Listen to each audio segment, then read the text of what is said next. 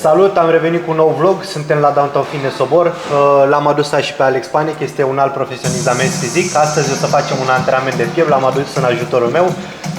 Suntem aici și cu Emi, o să ne ajute și el la antrenament. Vă așteptăm să ne urmăriți la antrenamentul nostru de piept. Power, go!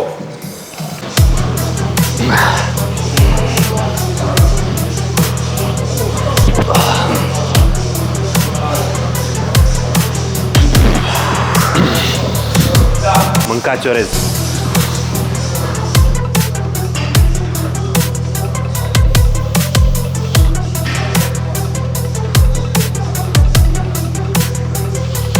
Să începem antrenamentul cu niște fluturări la piept pentru încălzire. O să facem 4 serii, 2 ușoare, 2 mai grele.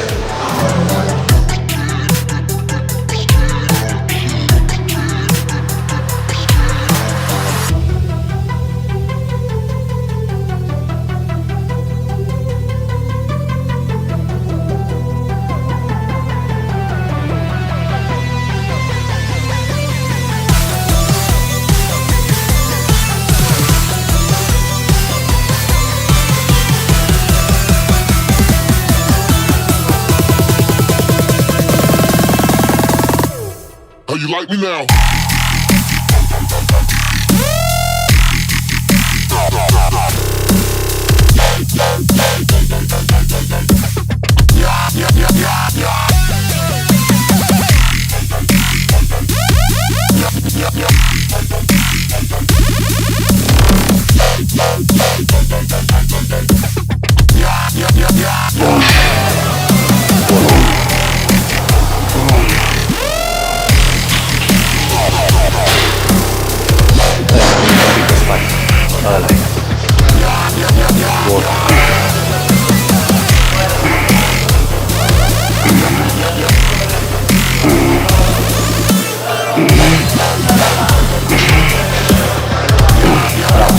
Hai pe mine, întinde mâna, lasă mâna mai întinsă, du-te cu ea întinsă, du-te, dă-i drumul aici, ăla e.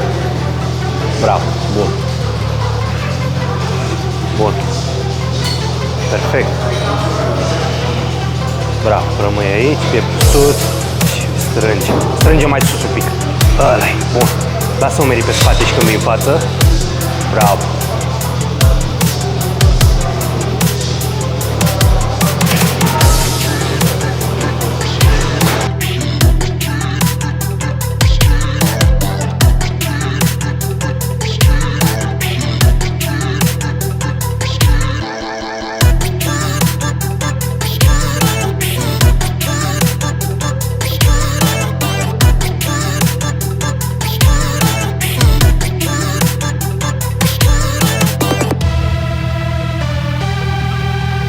Bun, am trecut la al doilea exercițiu, împins din plan înclinat la aparat, nu mai avem energie pentru gantere, mai sunt 2 săptămâni până la concurs, deci o să ne rezumăm la aparate, o să mergem pe pompare, scoatem ce putem din aparate astăzi.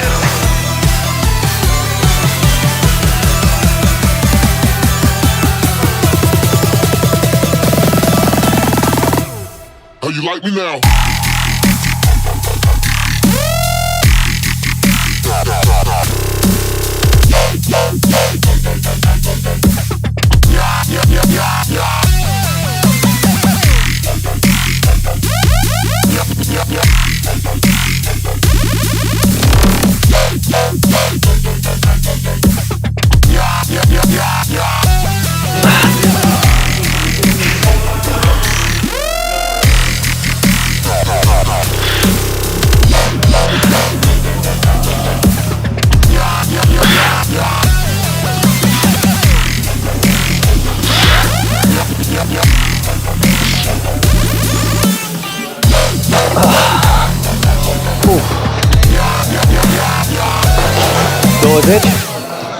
Sau 10? La tine merge 20, la mine nu știu. Hai. Doar atât a zis ție? Da. Mai pune. Băi, ești nebun?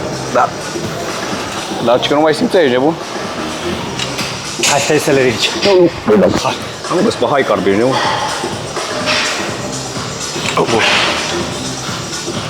Bravo.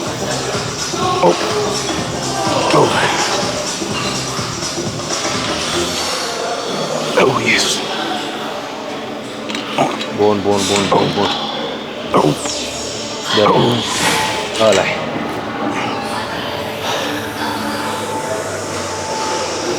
La următoarele serii mai chemăm 3 spotteri, că nu o să pot să fac. Mai cheamă și tu 2 băieți de acolo, din partea aia. Mai întâi trebuie să-i întreb dacă au mâncat bine. Dacă au mâncat bine? Păi eu n-am mâncat, măcar ei să mănânce. Cred că cam în kilele astea rămân încărcate. Pe aia mă gândeam, da. Mai dai poate un kil săptămâna asta, după aia când încarce 2 zile, 3 Un kil jumate și după aia ce mai au la încărcare. Sigur. Cam aia. Ar fi 2 kg în plus față de wings. Ar fi bine. Eu am avut, fii atent, 7, 6, 81, 5 kg. La pro, da. Nici așa. Hai, eu am prins. Bun. 2, 3, Bravo. 4, 5, 6, 7, 8, 9, Bun. 10. Hai. Nu!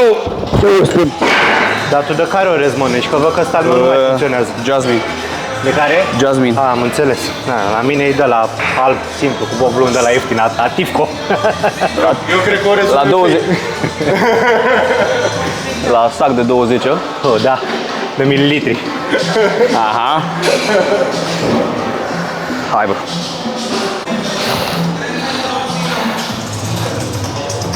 Știi pe ăștia gen care mai participă afară de ce s-a văzut, E-Banks și cu ăsta din Portugalia și de unde a mai fost, da? Wings. Cehul ăla, E-Banks, și am mai văzut câțiva, dar necunoscuți. Păi nici, și eu tot așa mi-am dat seama când i-am văzut acolo câțiva. Da, eu cred că vine și ăla, și Sidi Puie ăla. Zici? Tot e în formă. Păi a fost acum la Portugalia, a câștigat. Eu cred că vine. Da. De obicei, el nici măcar la Olimpia nu s-a dus. El câștigă, dar nu se duce la Olimpia. Păi ce faci, mă, frate? Lasă-i pe alții atunci dacă nu te duci. Are contracte, probabil, frate, pentru concursuri de pro. Aia zic și eu, clar că... Hai cu Eu 1, 2, 3. Dai drum. Easy, man. Ha. Da, mă. Da, mă. Easy. Da, mă. Da, mă. Easy. Dai tot, hai. Asta-i. Hai. Hai, bro, hai. Dubai Pro, hai. Bravo, mă. Bravo. Mort. Mamă.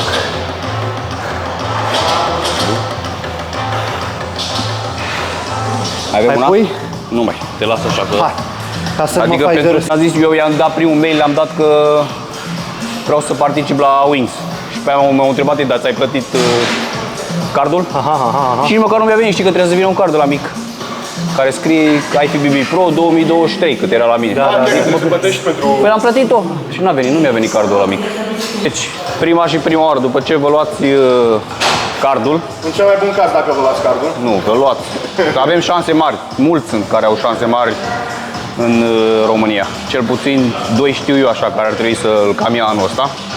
Deci după ce ați luat cardul și vreți să participați la ProCard, adică, nu, scuzați-mă, vreți să participați la concurs de Pro, că ProCardul e luat, trebuie să dați un mail Federației IFBB Pro, în care vă vor cere să plătiți taxa care este anuală și să specificați concursul la care vreți să participați. Ei vă vor înscrie pe site-ul oficial, veți primi un mail de confirmare a plății și vă vor înscrie în concursul care vreți voi și la vi l-ați ales.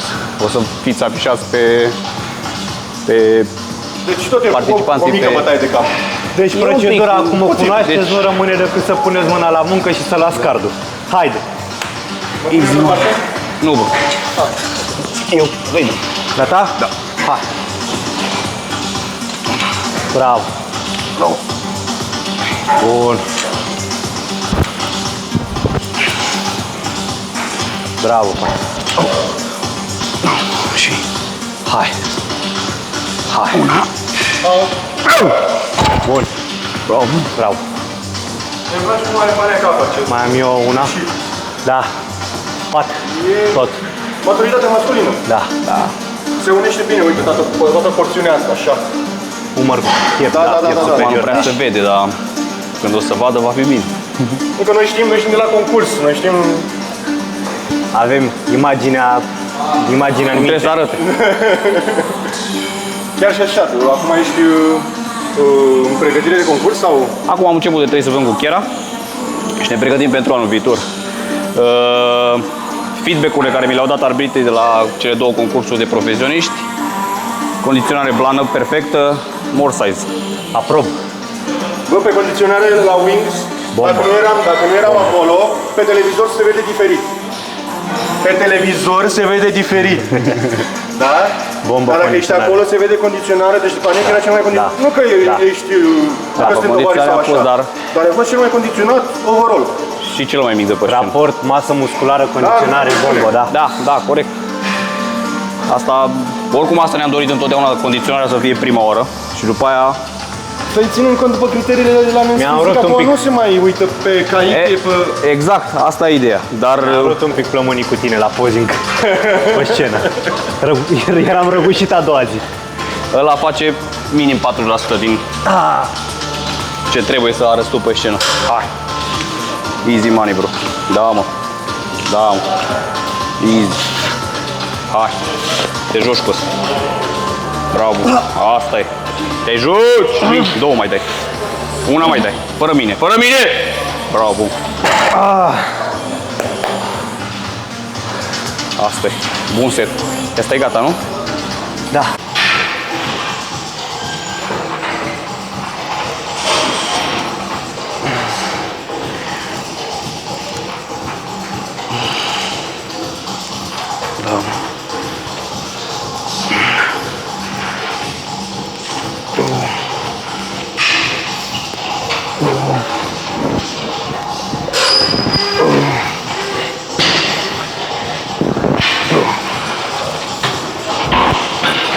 Tocmai ce am început și al treilea aparat și o să facem un pins pentru Facem o românească. piept la Atlantis. Da. Un aparat care îmi place mie foarte mult și aș vrea și eu să-l am, dar viitor mai vede. Un aparat cum îți place mie? Merge. E bine? Foarte bine, da? Mulțumesc.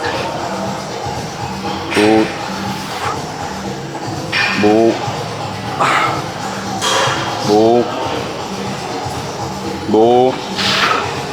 Ah, te joci. Da. Easy money.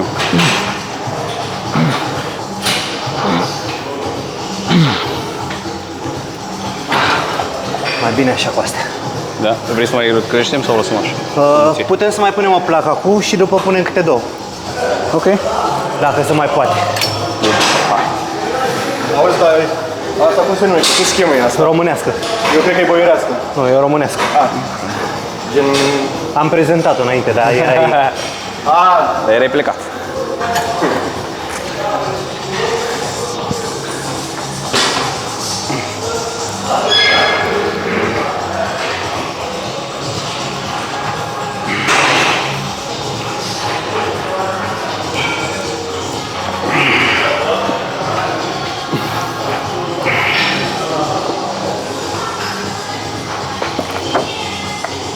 Hai. Bravo, Panec! Este-mă! Bravo! Bravo. Una ai mai pus o placă? Așa mi-ai spus. Eu nu trec de tine, frate, astăzi.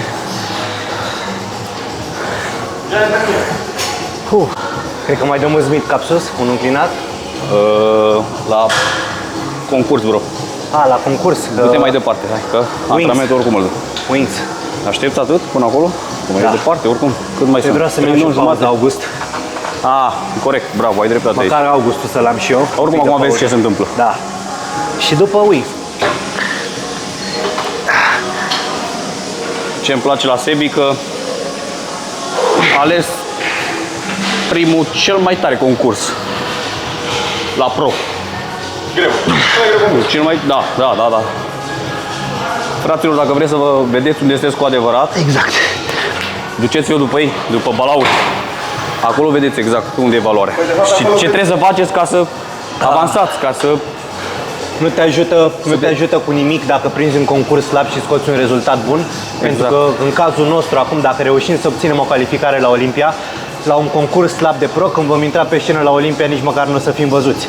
Așa, dacă ți obții calificarea la un concurs greu, Ai toate șansele să faci față pentru început, să prinzi un top 15 măcar la Olimpia, ceea ce e un rezultat super. Ai toate șansele Și să în primul rând, pentru tine ca sportiv, te întâlnești cu E-Bank, te întâlnești cu Olimpia acolo. Adică ce legături, ce prietenii poți să legi. Exact. Pentru tine ca atlet, că despre asta e vorba. Așa că nu mai fugiți de concursuri grele, dați bătaie, duceți-vă unde e mai greu ca să vă vedeți adevăratul nivel, să vă motiveze pe mai departe. Despre motivație. Și eu, într-adevăr, că m-am dat jos de pe scenă de la Wings, dezamăgit. Dar când m-am uitat per total cu cine am intrat pe scenă, mi-am zis, băi, pane, că e ce trebuie, dă-i înainte, nu da înapoi. Și nu vreau să dau înapoi, așa și el. Ia balaurii de coarne acum și asta e, mergem înainte. O să vedem ce îi de îmbunătățit. Hai! Exercițiu? 4. Al 4. Bun, avem al 4-lea exercițiu, tot în înclinat, la Smith Machine. Tot 4 serii, tot până la epuizare. Hai, easy money.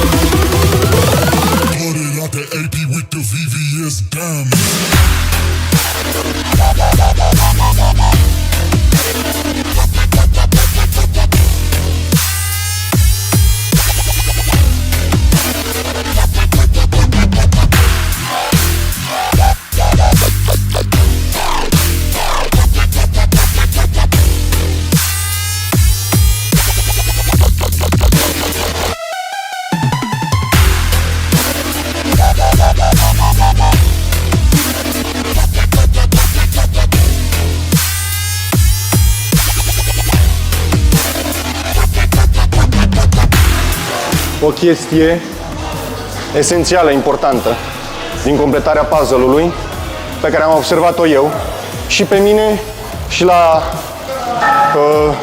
cei doi profesioniști, puțin din România, pe care îi știu, overall, ca și profesioniști FBB Pro, da? Este seriozitatea care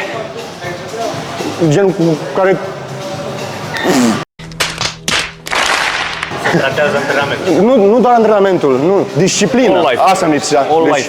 Da, disciplina.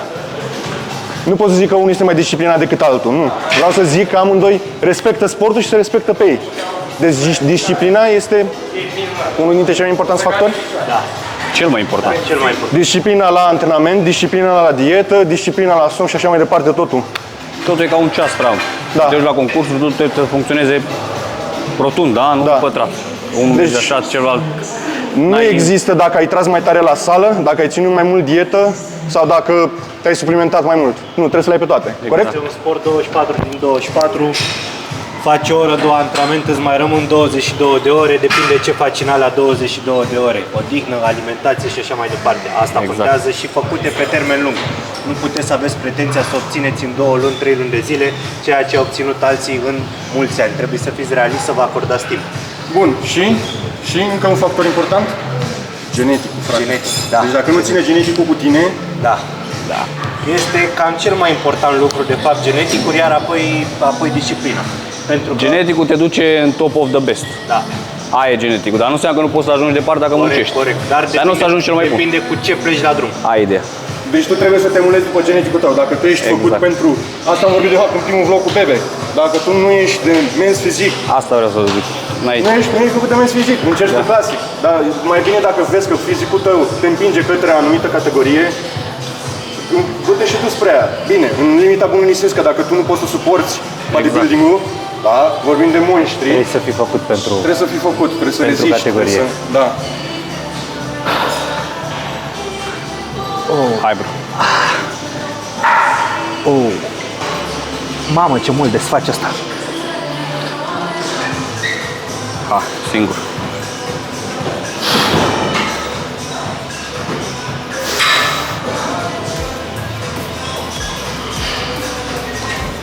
Singur. Bravo.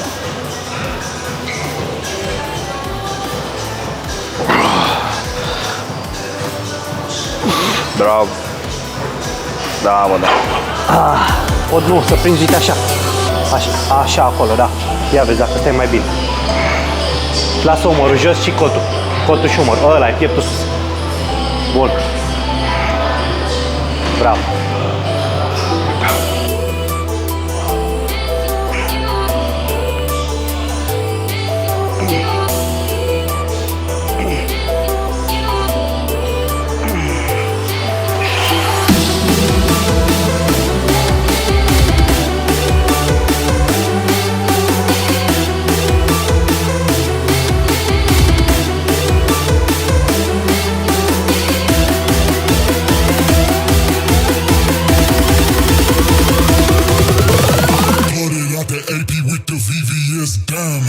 Două, dai tot. Ha.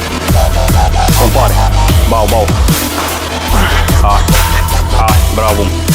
Dai tot, dai tot, dai tot. Nu opri, nu opri, nu opri, nu opri, nu opri, nu opri. Da, încă trei, trei. Două. Două, mă. Una. Ai, mă, bravo.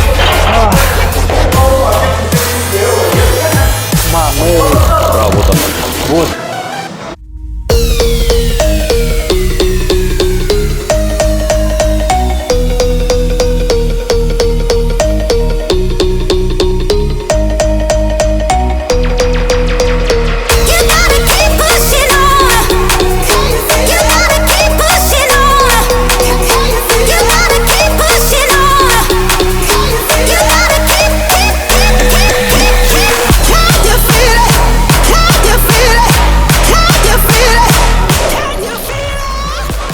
Bun. Good. Bun, perfect. Și acum intri în poziție, da? Corect. Și aici direct pas. Altceva, bă. Bun. Ai strâns. Acum ai desfăcut. Asta e. Bun. Ia dă și un dublu biceps. Corect. Da. Perfect. Asta e. Păi de ce te-ai emoționat? Dar părerea mea sinceră că asta cu dublu, acum nu știu, poate nu o faci, tu nu. Știi? Ai văzut că ea fac amforă și după aia deschid. Dar și eu tot așa aș fi, da, bravo, tot așa aș fi de brăduleș și bau direct. Da, corect. Și pe aia să-ți faci ritm. Da, prendăm cel puțin de brăduleș și pe aia deschis direct, da, corect. Păi aici arată, n-ai văzut că nu mereu perfect aici, de la jos, că e simplu.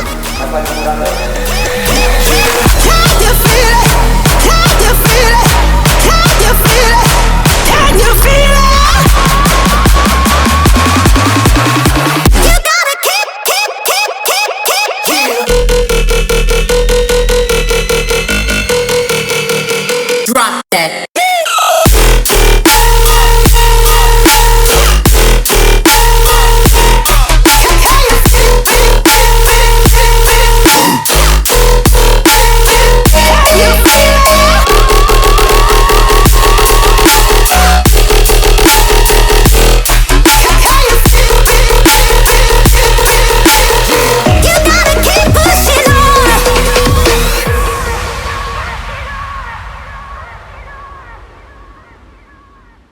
Good.